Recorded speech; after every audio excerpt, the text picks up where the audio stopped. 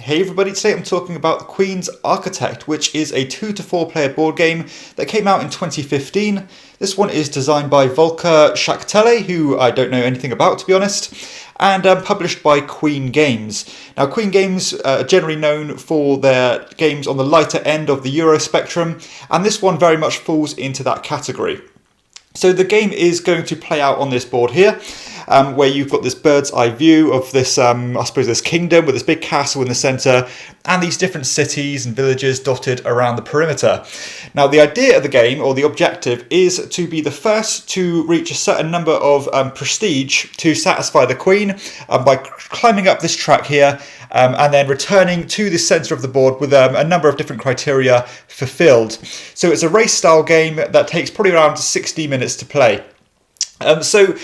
In addition to the main board here, you've got your own little player board which shows some information, which I'll go into in a second. And probably the main aspect of the game is this little kind of star here, which you have these different workers assigned to, and there's workers of all different guilds, so you've got like 6 different disciplines, and they are all slightly different, as you can see by these numbers going around the outside. And that's because throughout the game the productivity of these different workers is going to change as you do certain actions. So the core mechanism here is a rondel, and the rondel is going to be how you're going to take all your actions by either moving your little guy here 1, 2 or 3 spaces, and wherever you land will be the action you take. And there's 6 pretty straightforward actions which are going to will dictate what you can do, and you're going to use them to as effectively as you can to try and be the first player to get all the prestige points you need. So as you can see here from these villages and cities on the outside, you have different symbols, and those symbols mean that you need to have at least one worker of those disciplines in those regions. And then once you are there and you take the build action, then you are going to exhaust all your workers on your star here by rotating them clockwise like so. And as you can tell, when you do that, you are constantly fluctuating in their strength, so they're going to get stronger or weaker. All of them work very differently. So some are stronger and then get weaker, some are weaker and then get stronger. Some go up and down in all different ways. So you've got to be quite on the ball to know when to use them, because a lot of these different cities and things have a certain cap on how much prestige you can generate by building in that city. So for example here, this one you can only get 15 building points. And to do that, when you take the build action, you are going to tally up all the numbers associated to the points on the stars. And as you can see, I've only got 2 workers here to start with, but I can potentially get a lot more, or at least up to 6 onto my star. And when you do build in these cities, you are going to be trying to match or exceed these values here. So say, for example, I had a building strength of 7, I would climb up to the next track here. But then say I had a building value of 9, I would obviously meet the 7 there, but the surplus that I'd have, so I've got in this example I'd have +2 building capacity, I'm going to take one of these bonds for. So for every one I go over, I'm going to take a bond, which are going to be a way that I can potentially generate more money down the road. And there's nothing stopping me from going more than one space up this track when I build. For example, if I built a 10, for example, I can go up straight 2 of these different scrolls, trying to get towards the top here. So that's going to be the main objectives, again, climbing up that track by building. So let's talk about the individual actions on the rondel. So first off, the one I explained is the building action, this one here. There is an alternative way of building, where you are not limited to having the builders of matching the symbols. And when you do that, you are going to tally up the number on this scroll here, this repairing action. And when you do that, you have to pick 3 different, or up to 3 different workers from different guilds, and then you'll exhaust those ones. So sometimes that's useful to kind of bypass the limitations of these, or if you only want to go up a small jump, you can use that to maximum benefit. And something I should have said as well is when you do build in a city, then you're going to place one of your markers on it like so, meaning that when the next person goes to build in that city, they're going to suffer a penalty to their total value of their productivity, which can make somewhat of a difference.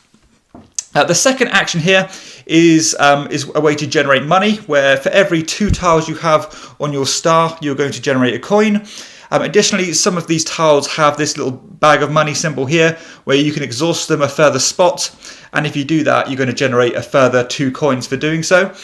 This one here is where you're going to generate or gain more workers into your workforce, and to do that, you're going to look at this track here, where you're going to pay a number of coins equal to the position on this chart. So for example, this one here, I'll pay 4 coins and take this worker, but the position that is going to be allocated to your star is determined by how far it is up this track. So for example here, if you only paid the 1 coin, you're only going to get 1 use out of your worker before it exhausts and be gone for good.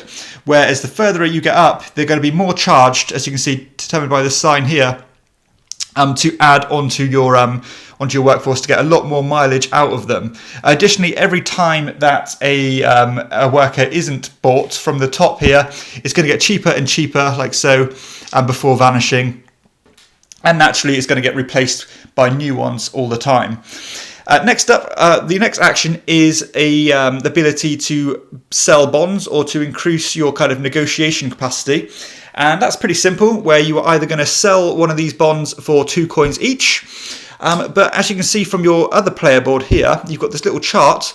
And instead of selling a bond, you can choose to move your guy up the track here, which means that whenever I take that action again, I can sell 2 bonds at a time, or 3 bonds, or 4 bonds. So you're investing in your efficiency to produce money by selling bonds if you climb that track. You've got the action to traverse the board. So again, you start in the center of the board with your wagon here, and for every road you travel, you're going to have to pay a fee, because naturally you have to be in the city to actually build there in the first place, and you're going to use this chart to determine how much that's going to cost. For every road you're going to travel, for the first road it's going to cost nothing, but say for example if you go 4 roads, it's going to cost you 6 coins. And the final action is a way to recharge your workers by giving them rest, which relates to your player board here, where you're going to choose the different discipline you want. So say for example, I really wanted to charge up my this guy here. I will first off, I'll put it in the inn here, and I would recharge it by rotating it anti-clockwise to again get more use out of that particular worker. And whenever you do that, they're going to get kind of tied up, because if you take that action again, it's going to shift to here and then right back to here. So it's going to take a couple of turns before you get that back. So you can't just keep spamming the same action.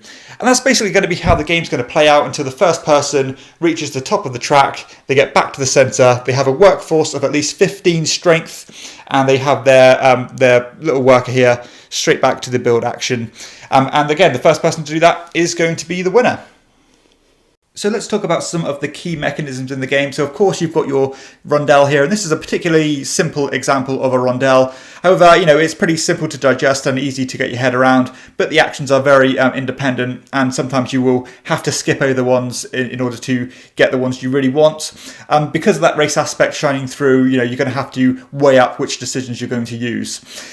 This idea of these workers who fluctuate in productivity, I think, is fantastic. I really like this idea, and it is quite an interesting decision to know when to trigger them, because you don't want to be in the really unproductive cities like this one when you're capped at 10 and have a really powerful workforce, because you're going to have so much wasted, again, because you are capped at 10, but regardless of that, they're all going to have to be exhausted. So you want to save your big, strong workforces until you're in these big cities, where not only are you going to have, harder criteria to fulfill, but you can potentially get a bonus. For example, in this one, you can take another worker action to buy a new one. You can get additional points or additional money and things like that. So there is some use here about knowing where to go at the right time, knowing when you can afford to exhaust your workers, knowing when not to, and things like that. So that's quite a unique mechanism here that I'd love to see used in maybe a heavier game. I like the way you get your workers, because you pay more to get them more charged up. So if you need a quick grab just by having a certain symbol that you haven't got, you can just pay the 1 coin and get 1 use out of them. Again, so this idea of acquiring these workers is quite unique, and that kind of ties into the score track as well, because the increments are so different each time that it kind of dictates the pace of the game, where you might have a real top-heavy scoring track where initially you're going to have all the higher increments to climb, and then it will get lower and lower as you go up, and sometimes it's more balanced, sometimes it's the other way around. So the pacing is dictated by these variable scoring tokens, which is quite unique to this game. So yeah, mechanically it's very simple, but there are some different elements to the game that I haven't seen before, again, such as the score track, such as these workers which fluctuate up and down in power. Again, the idea of recharging your workers is quite cool as well, where you're going to have to commit them to doing so, but it's going to take a bit of time to get back round to be able to do it again. And again, the idea of investing in your ability to sell bonds quicker is something you're going to have to weigh up, whether you need the money now or if you can get around the rondel one more time and afford to just move up the track and not get any money this turn. So there's some quite interesting decisions and some quite unique elements mechanically to this game. Balance-wise, it's a pretty even keel here. There's not that much different routes to success. Nobody's going to have a leg over you by taking a certain path and knowing more about the game than you do. It's pretty straightforward, on the lighter end of the scale, and everybody's working for the same objective and going to go the same route about doing what they're going to do. You've got to get those prestige points, which means you're going to have to build. So it's pretty much just which route you're going to go. Are you going to have the right workers at the right time? Are you going to be efficient with your travelling costs and so on? So it's all about that race element, and there's not lots of different paths to victory or anything like that. So it's a very balanced game in that regard, and I've got no complaints there. The time investment of the game is pretty good, to be honest. Again, the box says an hour to play. I think you can probably get it played quicker than that if you're more familiar with it. Your turns are extremely quick because the actions are so simple and razor quick. You're not going to be bogged down by people thinking about what they're going to do. They're probably going to know what they're going to do beforehand. And that race element, I think you need quick turns to get the most out of that, to get the feel of the game. And this game certainly does a good job of keeping the game ticking along and not having to wait too long for other players to take their turns. Replayability is something I'm not overly keen on in this game. I mean, these are variable, which again, as I said, they will kind of change the pacing a bit. There is a lot of these worker tiles, big bag here that will add to the stack. So there's a lot of different elements here which are slightly interchangeable, but it's not going to change the feel of the game too much. It doesn't really make a big difference if this was an axe symbol rather than a glass blowing symbol. You're just going to get that worker instead. So it's not really the most replayable, interchangeable, and variable game out there. But they've made somewhat of an effort to make it interchangeable. The aesthetics of the game, I think it has a classic Euro feel. This is Dennis, I think, Lohausen art, who's done loads of Euro games, and I do like his artwork. It's very synonymous with the Euro genre, and it fits the game well. The component quality is well up to standard. Queen Games, I think, generally do a good job of production anyway. They strike a good balance between being, not overproduced, but still being, but still holding up to replayability and the durable games. And yeah, I like all the components here. The cardboard's of good stock. The wooden pieces are good. The tiles are really good here. These stars do a great job of holding the information you need. So yeah, I've got no issues at all with the production or the aesthetic design of the game. It's all very clear and nicely illustrated. The theme of the game, yeah, this is a very dry Euro, but yeah, what more do you want from a game like this? It doesn't need theme. It does what it does perfectly fine. Setup and teardown time, no issue at all. You're just setting up these tiles here, setting up these, and picking these up as so. There is quite an interesting decision during setup where you can choose to exhaust your starting workers to get a coin for each time you exhaust them, and that's like an extra decision you have to bear in mind at the start of the game. So yeah, there's setup and teardown time is no issue at all. It's certainly not going to prevent this game getting to the table. Progression is something, while the race element is there, and you're constantly flying up these tracks and things, I didn't think the game really had any forward-going momentum. Yes, you're going to get a bigger workforce and things as the game develops, but it was very much the same from start to finish, and it didn't really have much of a change in vibe at the end of the game as it did at the beginning of the game. So yeah, not really praising it in that regard. Scalability is absolutely fine. You've got a double-sided board here. This is the 2 to 3 player side. The other side has a few more of these block spaces, but it's okay at any player count really. I'll say probably slightly better maybe at three player, where you can strike a good balance of being not having to wait too long for your turn, but being a bit more competitive in getting to the cities first, so you don't have to suffer those negative bonuses. But yeah, it scales absolutely fine. And comparison-wise, there's a lot of race games out there where you've got to get all these objectives done before.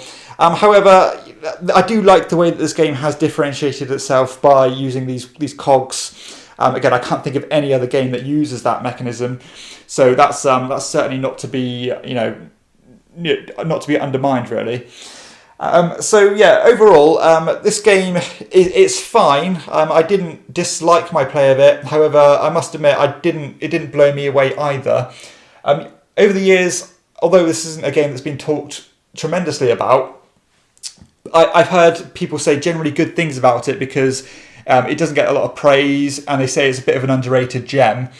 While I can see it's a solid design, there's nothing wrong with it at all, I would admit that it didn't excite me in any way whatsoever. I found the decisions pretty straightforward, and I never had to kind of rack my brain about what I'm going to do and how to be as efficient as I can. I found the decisions quite obvious where I'm going to go. Am I going to go here and get all these symbols and just do a quick cash grab, move on to the next one, get these symbols, and so on. It was all pretty much paint by numbers. I didn't find the cash economy particularly difficult to get the money, to get new workers, etc. Because you generally are getting odd numbers. For example, as I said, if you got a 10 here, you're going to get 3 bonds, which can be quite a big cash grab when you get back to selling the bonds. So I didn't find the economy particularly tough to manage, and I always found myself quite generously showered in money. And for all these little things, just left me slightly unsatisfied with the gameplay. But that's not really a huge negative. I'm not completely slagging the game off. It's fine, but it's just not for me. The decisions weren't quite satisfying enough. Yes, I think it's going to be a relatively decent intro level Euro game, but ultimately that's not what I'm looking for now. The decisions just weren't quite good enough. I do love this cog mechanism, and I would love to see that used in a really heavier, more involved game. I think that would be really interesting. And if you added some more layers to the game and could use this cog system to maximum effect, I'd be really interested in doing that. So hopefully that's going to be something in the works down the road. But in this example, I'm afraid this is not going to stand up to repeated plays, and it left me a little bit underwhelmed. So that's the Queen's Architect. Again, not for me, but I can see why some people like it. If you have enjoyed this review, please hit like and subscribe to my channel, and check out my other videos too. You can also support me by backing me on Patreon, and I'll leave the links below for those ones. For everyone else, I'll see you next time on Chairman of the Board. Bye.